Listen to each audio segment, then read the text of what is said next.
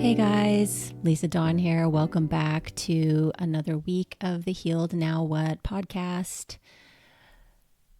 So this week's topic is a big one. There was certainly a time when I was neither prepared or had enough self-understanding to have spoken about this, but it is such an important and activating and extremely relevant and life-changing topic for those of us who have experienced the life-altering impacts of sexual trauma, developmental sexual trauma, boundary ruptures. So today we're going to talk about those things and how they impact us in our bodies and in all of our intimate relationships throughout our lives. So my hopes for sharing this with you is that perhaps you'll feel less alone, less shame, and more empowerment, potentially even more pleasure and comfort when it comes to relationships and pleasure and sex.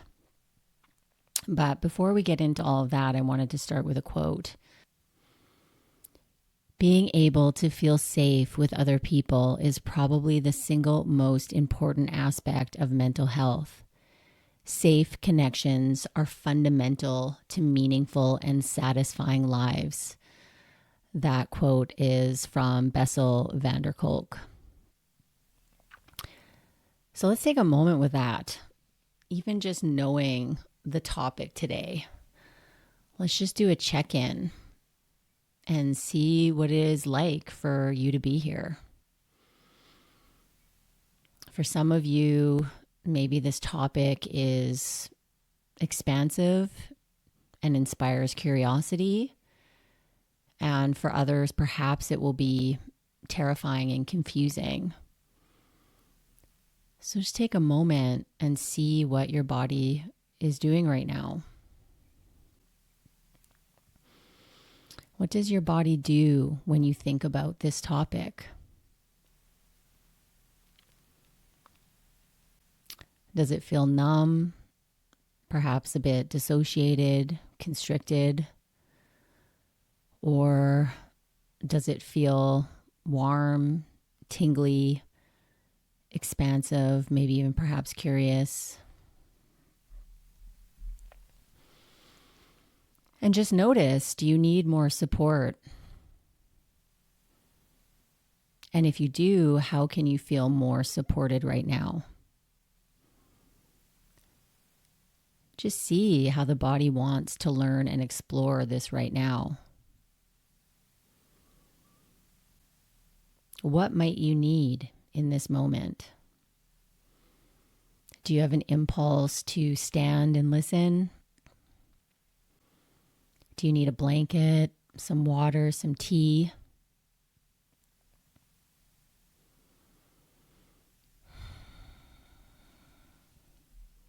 Do you need to hit the pause and come back to this episode another time? All of this is well and good.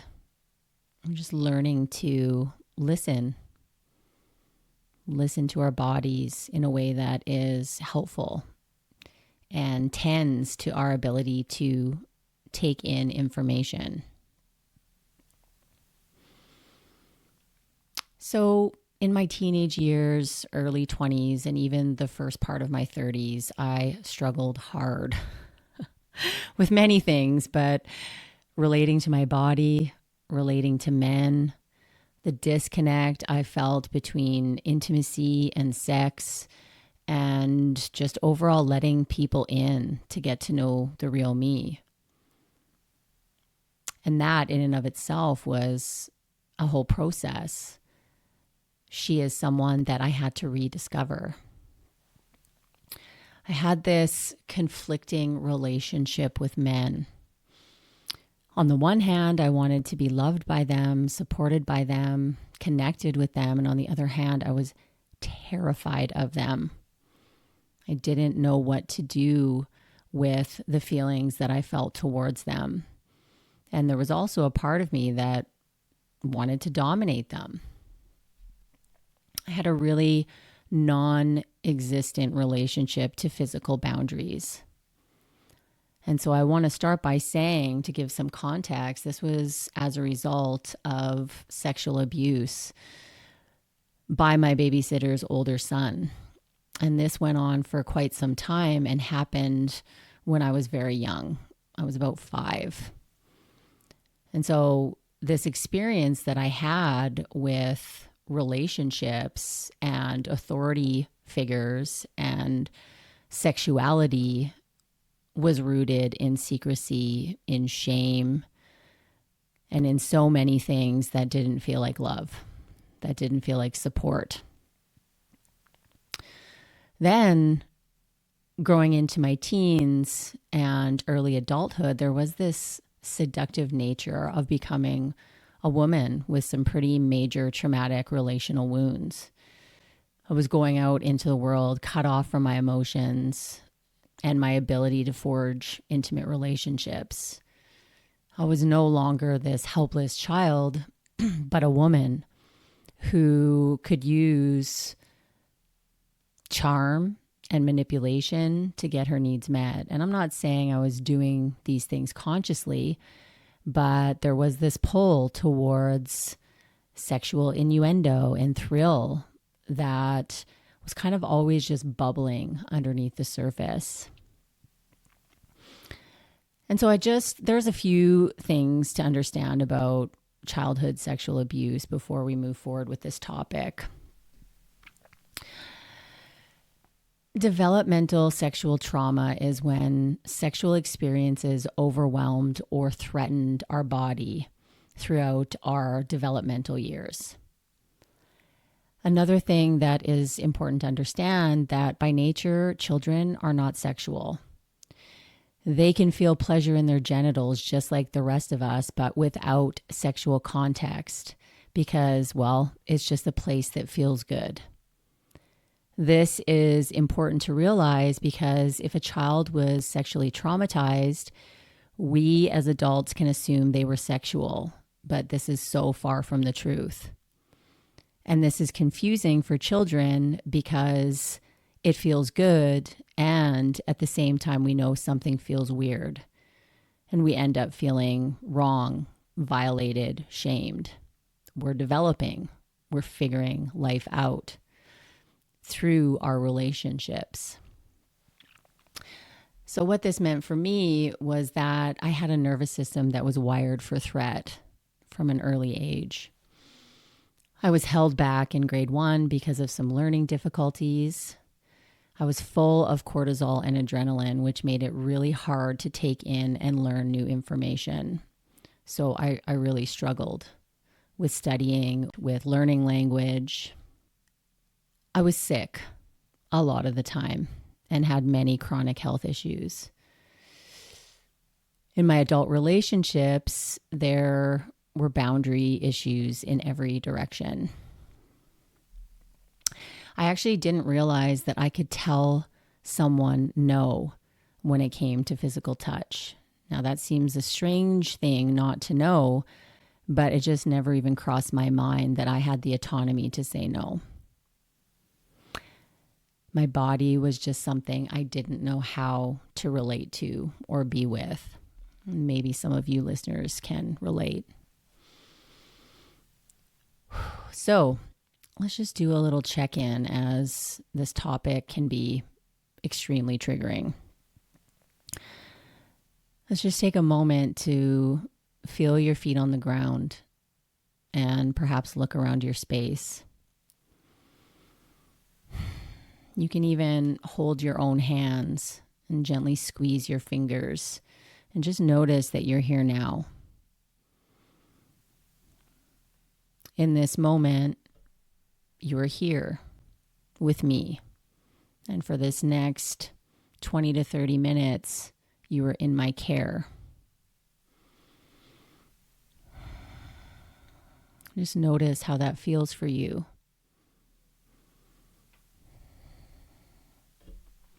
Perhaps you become more aware of your surroundings and even your breath.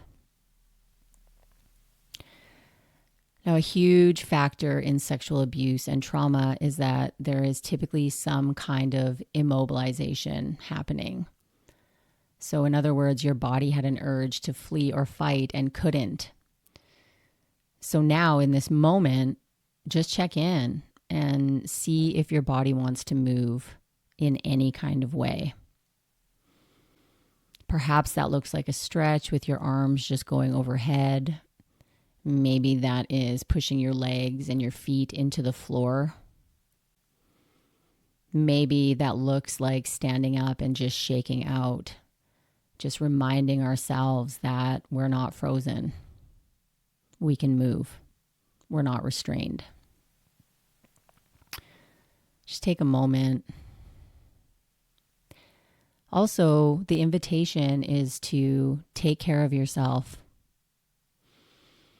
Now that you've had a moment to learn about today's topic, to hear a bit of my story, and to move just a bit, maybe do a little check-in to see if you have the capacity to listen to this right now. And knowing that you can change your mind at any time. If you start to become tired or spacey or begin to feel a bit overwhelmed, you can see if your body is asking for something and honor that, even if it means coming back to this episode another day.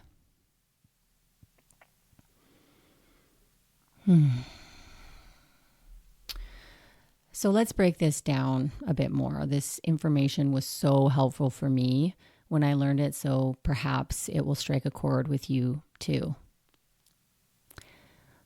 Let's define sexual trauma from the lens to which I am speaking. So we are talking about anything that is sexual that overwhelms your body. This becomes trauma. My body got too overwhelmed and didn't have the time, space, or support to metabolize, digest, and integrate that overwhelm. Now, we tend to think of sexual trauma as, the big T's: assault, violation, molestation, or abuse. But there are also things like being exposed to porn at a young age, being shamed for our sexual orientation. There's religious shaming. There are all kinds of things. And something else that can tie into this is sexual fawning. So having experiences with sexual fawning where you're basically doing what someone else wants to do, not because they're scary or nasty or taking advantage of you, or that you're being forced into it, but because you love them and want to make them happy. This also creates sexual trauma. So when I was learning and beginning the journey of healing from sexual abuse, anytime my partner would try to initiate foreplay or sex, I would feel disgust bubbling up. Now, I knew I loved this person and I wanted this person, but my body was reliving a past experience in the present moment. So when that disgust would bubble and rise, my body would constrict. And so much of the time I would just push through because I loved my partner and I wanted to make them happy. I wanted to please them. All the while I was doing that, I was reinforcing this pattern of trauma and creating sexual trauma within. So I just wanted to name that even though sometimes we're in these long-term committed relationships, that doesn't mean that sex is a given. That doesn't mean that our bodies feel safe all the time. My body got scared and embarrassed when it came to foreplay. I suddenly went from a woman to this still timid little girl, and it was so confusing. I wanted to skip over all the intimacy and all the foreplay and just get straight to the main event. I wanted it to be over with. And I want to say that nobody chooses sexual trauma. It's something that has happened to our body. Nobody chooses how they sexually develop. And alongside that, sex is inherently activating. Okay, we need all kinds of things to make this thing go. We need adrenaline, we become engorged. The body has to go through an activation of arousal, which means everything is heightened. So pleasure is activating, and this is why we need the nuance. When we're talking about sexual trauma, there is an activation that is associated with fear and overwhelm that can also mimic pleasure. And when this is overcoupled in the body or associated in the body as fear and terror, some pretty interesting things can happen. So for me, when I would have an orgasm, I would immediately go into a freeze response and then feel shut down, depressed for days, sometimes weeks after. Back then, I didn't have an understanding of what was physically happening inside of me. I thought I was just having some kind of like awakening or tantric experience. For those of you wishing to dive into the world of somatic healing and get a taste of what it's like to discover the wisdom of your body, I'm offering $100 off my signature course, Reclaiming Resilience, to the listeners of this episode. It is a self-paced 5-week course that teaches you how to be with big emotions and sensations. It expands your capacity for more joy, more love, and more pleasure, while you also learn how to access your boundaries, intuition, and build safety within your body. Essentially, you'll be learning how to harness the power of your nervous system and welcome in more clarity, authentic communication, and fulfilling relationships. In the program, we are changing the way that we perceive ourselves, our patterns, and our limiting beliefs, as well as finding our unique voice. Use the code, all caps, feel good at checkout. And for those of you who are seeking one-on-one support, I also offer coaching and therapy packages and one-on-one sessions. I'll pop all of that information in the show notes. And now let's get back to the show. When our systems are already highly activated, arousal and orgasm can just be too much for our bodies to handle. So in my own example, I had all of this stored abuse in my body, and my body was reacting. My body was flooded again with adrenaline, and it was remembering that this is a secret, this is shameful.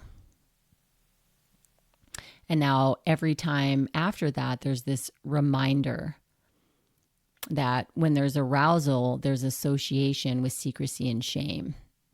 There's a reminder of thrill, a reminder of something is wrong with me. Overcouplings and associations are reminders. And again, I want to reiterate that pleasure is activating. And activation can mimic pleasure when fear is present. Fear and panic can be confused with turn on. So the parts of your body that were designed for pleasure were overwhelmed and violated. And when something traumatic occurs sexually, there is this overcoupling. And then we tend to live from that association or overcoupling. And what I mean by that is that we are attracted to things, people, and situations that reenact that response because the body's trying to heal. Well, how can we heal things? By calling them forward. So this thing wants to leave your body, so triggering it brings it up. But because sometimes we're not aware of it or don't have the tools, it never actually gets digested or integrated or metabolized, as I spoke to earlier. It gets triggered and then we feel like this huge source of energy in our bodies. And we do things. We do drugs, we watch porn, we watch TV, we dissociate. We find a way to avoid that hefty charge. without realizing the charge is just leftover energy from a situation that we weren't able to process. So we end up moving towards things that create excitement, that tension, that thrill. The body has now associated that with sex. So the body's like, oh, all of these things are taking me to relating to someone else, to belonging, but they're also traumatizing our bodies more. So what ends up happening innocently is that we move towards sexual experiences that include, not always, but some of the time, these experiences can include terror, fear, and panic without consciously knowing we are doing it. And this is what I did for so many years. For me, this looked like hooking up with people in dangerous situations, choosing partners that had every red flag in the book and still going for it. My body had associated thrill, fear, panic with sex, arousal, relating, and belonging.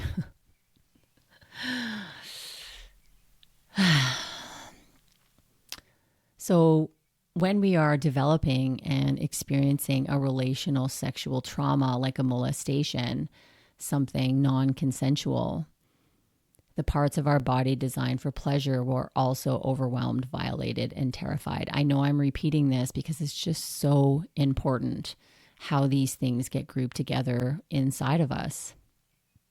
So again, the places that naturally feel pleasure and are meant to feel a sense of touch, closeness, and belonging at the same time felt a violation, a shame, and a disgust, and then a recoil. Both happened at the same time. So what we need to do and what we do in this somatic work and this attachment work is to begin to separate and pull apart these things so they're no longer coupled together or associated with one another. So again, as I mentioned earlier, in adulthood, I like the thrill of hookups and secrecy, but I also didn't realize that I was super dysregulated. Because dysregulation had become so familiar after a lifetime of learning and relearning this pattern. And on another note, a great way to tell if our sexual experiences, kinks, or fetishes are a form of reenactment of trauma or liberating us from it is this. When we are having a sexual, intimate relationship with someone, do we feel more connected to ourselves after, or do we feel more disconnected and dissociated from ourselves and our partner afterwards? Huge question to ask. For me, it was frozen, numb, and dissociated, which for the better part of my life allowed me to be emotionally unavailable and sexually promiscuous for many years. And of course, deep down, all I wanted was connection and belonging. But somewhere along the way, I had to shut down that part of me because it was also terrifying. I just didn't understand. It was this double bind of wanting to connect and also not feeling my autonomy. And this put me in precarious situations, parties, dangerous circumstances, living life on the edge with many addictions. So much of that was unconscious. I wasn't consciously trying to be malicious. I just didn't know my own value and worth, and therefore couldn't see others' value and worth. I also didn't know how to let people get to know me because I was so busy fawning, both sexually and in many of my close relationships. And if you're like me and have been people pleasing or fawning for a long time, almost every relationship felt like a boundary violation. We're constantly telling other people the opposite of how we really feel. So they think they're becoming intimate with one kind of person, but really they don't know us at all. So every time we pretend to enjoy something or someone we don't, our body is impacted, which is why boundary work, pleasure work, attachment work, and somatic work go hand in hand when doing sexual trauma healing. I wanted to do this, but did something else instead. And the thing about boundary ruptures is that they can be repaired, and we can come out on the other end fully intact, fully as ourselves. It's so worth the journey to rebuild these boundaries, to repair our connection with ourselves and others. And again, I want to stress that these things that happened are not who we are, but what happened to our body.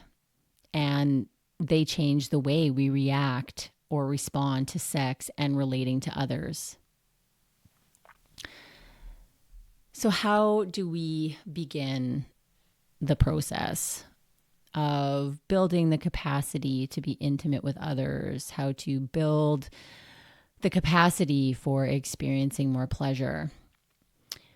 We can just begin to notice when our body is showing us a boundary, especially when it comes to sex and intimacy with people we love. So I'll give a few examples of this, and it's even more lovely if you're partnered with someone and can involve them in the process. If you're not partnered, you can also do this when you're self-pleasuring or have vulnerability arise within intimate friendships. So we can do this before, during, and after this process to build our capacity to tolerate the activation that may be making pleasure and connection difficult. And again, this can also be done just by thinking about being intimate and noticing what arises. The joy of this work is that to the body, time is nonlinear. It doesn't know whether things are happening now or in the past or in the future. And another thing before I give these practices is that something that can make this work more overwhelming, as with any kind of healing, is approaching it thinking we are broken or that we need to be fixed. This actually dissociates us more and makes accessing these parts hard because there is nothing that feels safe and comforting about being judged. So the shame and the guilt and the judgment is more than the body can hold, especially if it's already overwhelmed. So we don't want to add more of that in.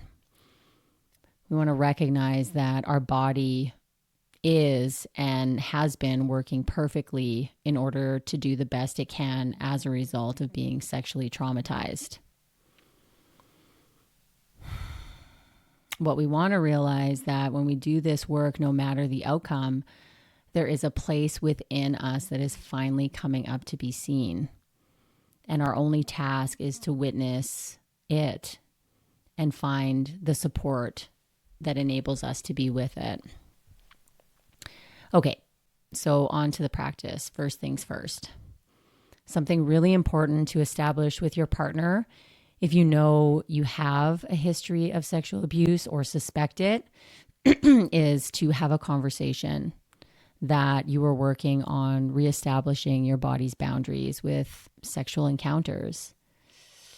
This also means that sex may or may not be part of the equation while you are discovering what you and your body need when it comes to intimacy. This is about choice. And so this could sound something like, I'm wanting to explore what is going on with my body. And the ways that I experience sex and pleasure. I want to find a new way of doing this, a new way that feels beautiful and connecting and intimate. And so you can be totally honest with the person in your life as long as that person is a safe person for you. So at the beginning of any kind of intimacy, self-pleasure, or sex, just check in and see if there are any areas of your body that feel constricted, tense, or if there are feelings that arise of disgust. So basically, if there are other things present other than connection, desire, and intimacy, we want to get curious about and tend to the areas that may not have the capacity for foreplay or sex. And this may not be our whole body, but it could potentially just be parts of it. So before you're about to begin this adventure, you're just tuning in for a moment to see if there are any areas of discomfort. And if you locate them within you, if it feels okay, just place a hand on the part of you that feels unsafe, tense, constricted. If you have a partner, you can ask for some supportive touch and just notice what happens as you witness this place within you.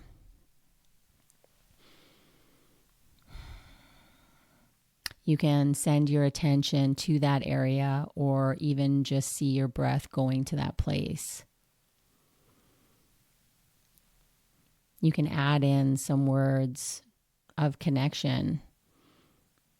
It could be silent or out loud. Maybe, I am here. I've got you. I'm paying attention to you now.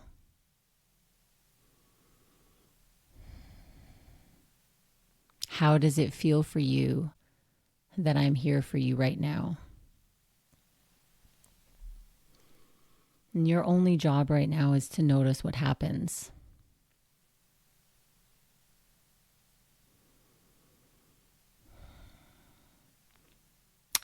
And once you've spent just a moment or two noticing what comes up with the statement and the supportive touch, now identify something that feels pleasant. So this could be anything, whether it's something that feels the opposite in your body. So it could be a body part. Oh, my hand feels good right now, or my foot feels good right now. Or it could be also something external that brings you pleasure to look at, or even a smell of something.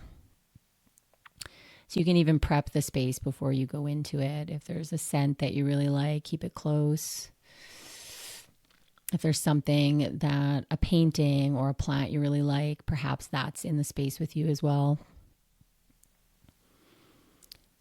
So once you've identified something that feels pleasant, you're going to check back in with the area of your body that felt tense. And just see if anything has shifted or changed.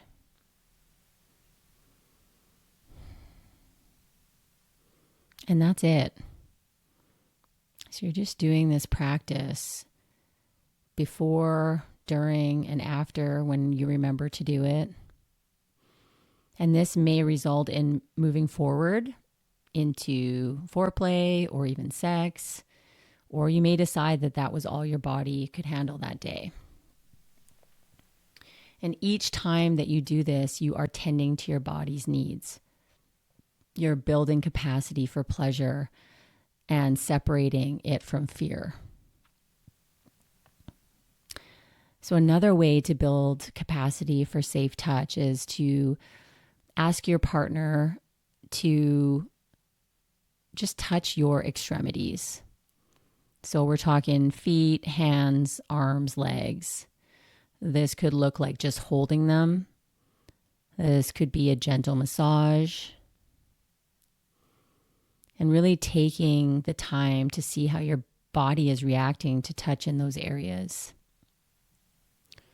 See if you can feel pleasure, or is something else coming up. Feel how the touch feels and ask your body if it wants more touch in other areas.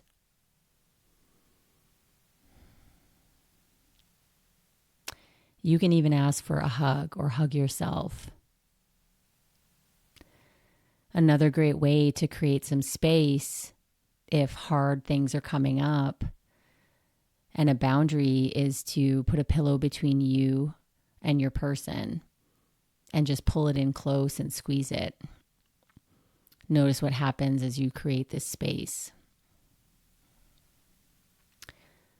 Another thing that I want to acknowledge is we really have to honor our capacity for this work.